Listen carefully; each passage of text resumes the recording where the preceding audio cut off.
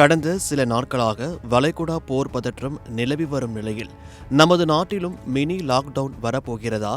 அமெரிக்காவின் போர் நடவடிக்கைகளால் அத்தியாவசிய பொருட்களுக்கு தட்டுப்பாடு ஏற்படுமா என மக்களை கவலையில் ஆழ்த்தியுள்ளனர். இது போன்ற வதந்திகளின் உண்மை நிலையை ஆராய்ந்து பதற்றத்தை தவிர்க்க விளக்குகிறது இந்த செய்தி தொகுப்பு.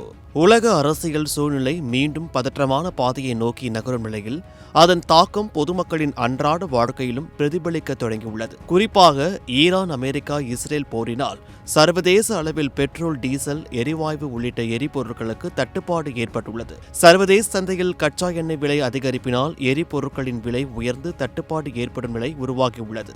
இதன் தாக்கம் காரணமாக பல இடங்களில் கடந்த சில நாட்களாக கேஸ் சிலிண்டர் விநியோகத்தில் தட்டுப்பாடு உருவாகியுள்ளது. குறிப்பாக ஹோட்டல்கள், உணவகங்கள் போன்ற சிறு மற்றும் நடுத்தர தொழில்கள் அதிகமாக பாதிக்கப்பட்டுள்ளன.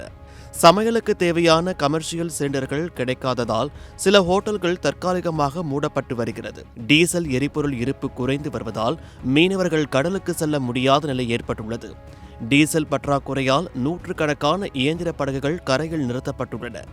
டீசலை நம்பியே இயங்கக்கூடிய சரக்கு லாரிகள், பேருந்துகள், வேன்கள் உள்ளிட்ட பொது போக்குவரத்தும் சேவைகளிலும் பாதிப்பு ஏற்பட வாய்ப்புள்ளது என அச்சம் ஏற்பட்டிருக்கிறது.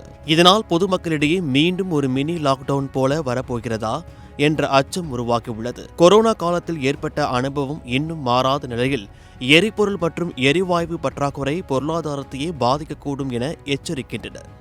மீண்டும் லாக்டவுன் வருமா என்று மக்கள் மனதில் தாக்கத்தை ஏற்படுத்தியுள்ள நிலையில் இவை போர் சூழலை வைத்து பரப்பப்படும் வதந்திகளே என்றும் சொல்லப்படுகிறது. பதற்றத்தை தவிர்க்க உறுதிப்படுத்தப்படாத செய்திகளை வாட்ஸ்அப் போன்ற தளங்களில் பகிர வேண்டாம் என்றும், தேவையற்ற செலவுகளை குறைத்து அத்தியாவசிய தேவைகளுக்கு முன்னுரிமை அளிப்பது இக்காலகட்டத்தில் முக்கியமானதாகும். தேவையற்ற அச்சம் கொள்ளாமல் விழிப்புணர்வுடன் இருப்பதே நல்லது. தற்போது சிலிண்டர்கள், பெட்ரோல், டீசல் உள்ளிட்டவை பதுக்கி வைப்பதை தடுக்கும் வகையில் அத்தியாவசிய சேவைகள் பராமரிப்பு சட்டத்தை, அதாவது எஸ்மா சட்டத்தை மத்திய அரசு அமல்படுத்தியுள்ளது குறிப்பிடத்தக்கது.